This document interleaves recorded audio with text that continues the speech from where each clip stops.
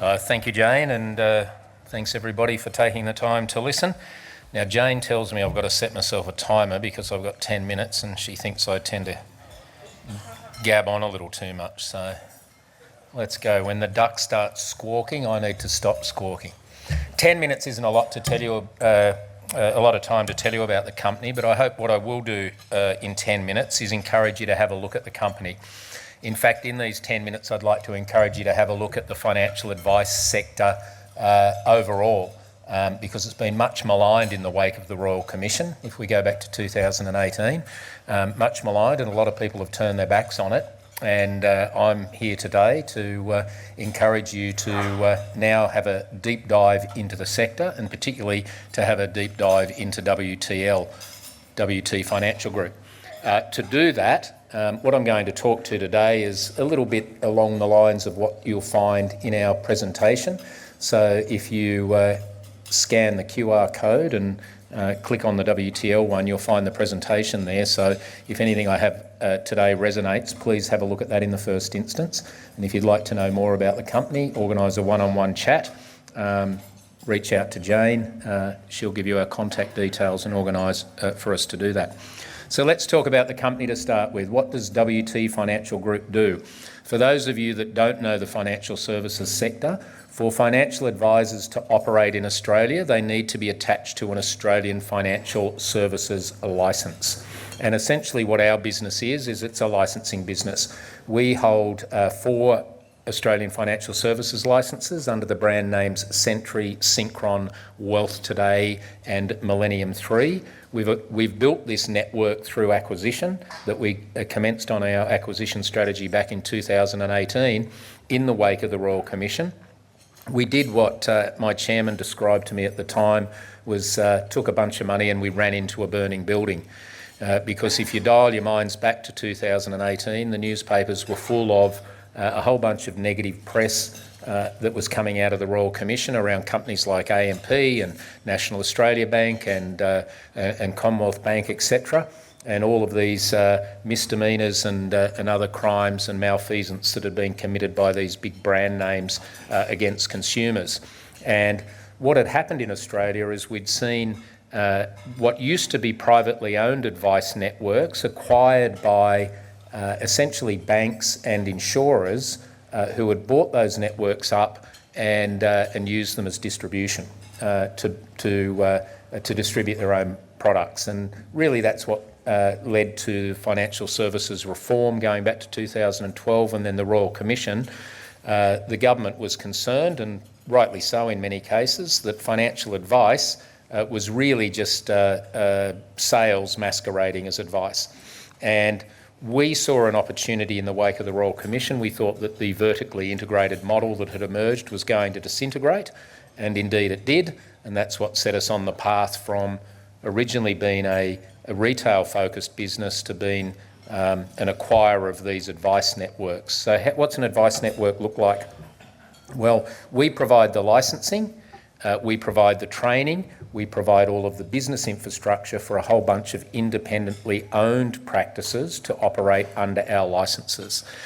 We organise their relationships with superannuation funds, with fund managers, with insurance companies, for them to be able to assemble a product list that they recommend to their clients. We collect all of their revenue.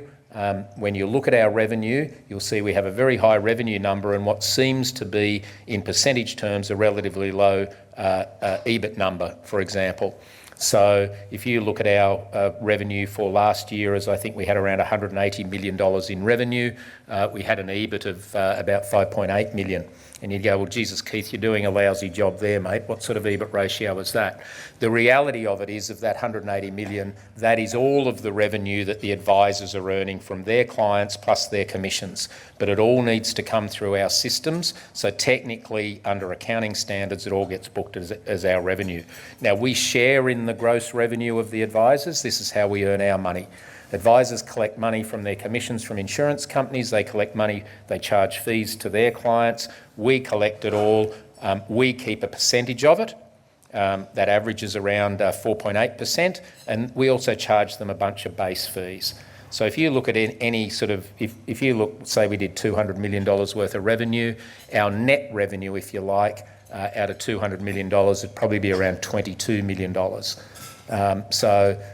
When you look at that, last year we did 180 million. I think our net revenue was around 18 or $19 million.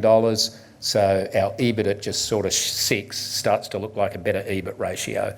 And we're running it at that sort of 25 to 30% EBIT ratio of our net revenue. A unique thing for a micro cap, we're profitable. We built this business through acquisitions. We acquired 2 businesses that were breaking even, 2 that were losing a little bit of money. We've consolidated them together, and we've done a very good job of consolidating those businesses, getting them operating in a streamlined fashion, getting them operated through a centralised hub. So whilst we've still got these 4 brands, we're really running them through one centralised hub, and we've taken those businesses and we've made them profitable. Last year our EBIT, as I say, was just short of $6 million. In that deck, if you follow it, as you'll see all of these numbers from our last full financial year, we had a net profit after tax of, or net profit before tax of just short of $5 million, net profit after tax of around $4 million, just short of $4 million. Return to dividends, we paid a half-cent dividend late last year, and we've adopted a policy of paying dividends twice yearly. Keep an eye out for our indicative results next week, and keep an eye out for our half-year results, obviously within the statutory time frame.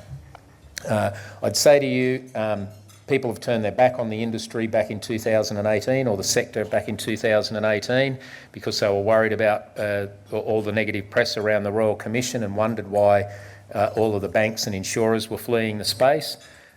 We backed ourselves, we ran into that burning building, and we did so for this reason. The supply-demand equation is so firmly stacked in favour of financial advice in Australia that we wanted to be counter-cyclical, and it's paying off. We've taken these assets, we've started to mine the gold within them, we've got them profitable, we've started paying dividends, but we've really just begun. And what you've got to look at to appreciate the opportunity before the sector is the supply-demand imbalance. So let's talk about the supply side quickly. A few years ago, there were 25,000 licensed advisors in Australia. As of this morning, there's about 15,500. So we've had a massive reduction on the supply side of licensed advisors. Now, at the same time we've had that reduction on the supply side, is the barriers to entry have been set incredibly high. New education standards that were imposed by the government of the day have meant that today, to become a financial advisor, before you can even start your professional year, is you need to do a very specific esoteric degree. And right at the moment, we've only got about 400 or 500 people a year coming out of universities with that degree. So there's a veritable chokehold on supply. At the same time, superannuation assets are now through $4 trillion. We've got net superannuation asset growth well over $2 billion a week now, and it is the superannuation pool that is what 70% of advisors advise on in Australia. We've got a wall of people and a wall of capital coming towards retirement at a time when governments keep meddling in both tax law and superannuation law. So the complexity is increasing, the capacity to pay and the value of the assets is increasing, and a wall of people are coming towards retirement. Australia's baby boomers are all starting to retire, moving into retirement, passing a lot of money onto the Gen Xs as well. And so demand is absolutely off the Richter scale. I'd say to you that financial advisors in Australia are short selling themselves by about 40%. So we see massive revenue upside through that supply-demand imbalance. How does that impact companies like ours? Well, we share in that revenue with our advisors. Remember, we're taking a percentage of their revenue, plus we're charging them base fees. So we think it's an absolute golden time to be looking at this sector, and it's why there is a mountain of global capital coming to Australia, because the assets are so undervalued here relative to international terms. And so I encourage you, don't just have a look at WTL, have a look at the entire sector, And I think you're going to see an enormous amount of opportunity if you're prepared to do a bit of research in the space and make some prudent decisions about following a couple of companies. Jane, that was, hang on, the duck's about to sound. 10 minutes. I appreciate the opportunity. Please have a look at the deck and reach out to Jane if you'd like to know more. Oh, I'll finish up by saying this. I'm going to steal one more minute. I think our share price is about 11.5 cents at the moment. Just to put that in perspective, that's a PE ratio on a dividend-paying micro cap of just 10 times earnings. If you have a look at our growth profile over the last 4 years, I think you'll see that's insane. The sector's trading at 13.5 times. We're definitely worth a look. Appreciate the opportunity.